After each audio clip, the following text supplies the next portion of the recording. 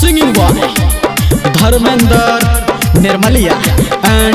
Niku Nirala. DJ Pittu Raja Personi.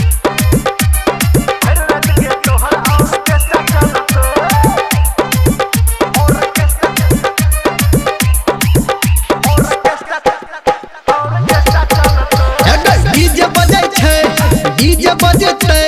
तोरा ला छौरिया तेज बनते मारे करी बरते ट्यूब जरते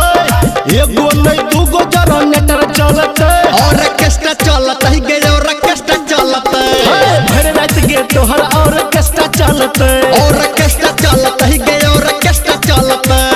भर रात गे तोहर ऑर्केस्ट्रा चलते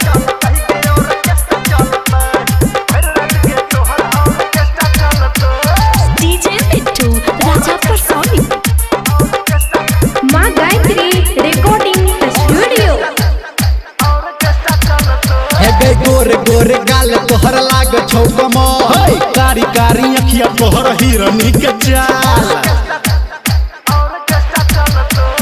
गोरे गोरे गाल तोहर लाग छौ कमल कारी कारी अखिया तोहर हिरनी के चाल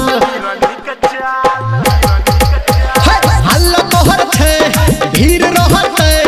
मुखिया विधायक के बोली चलते हे जश्न करते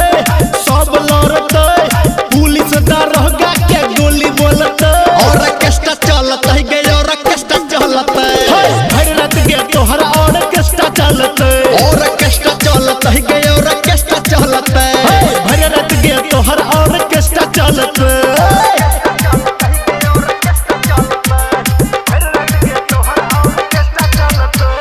DJ Pittu Raja Personi. अभी आप सुन रहे हैं सावरिया म्यूजिक। एगे लाल लाल होट तोहर लाल लाल ठो सबटा नचनिया में तू ही छबे जोर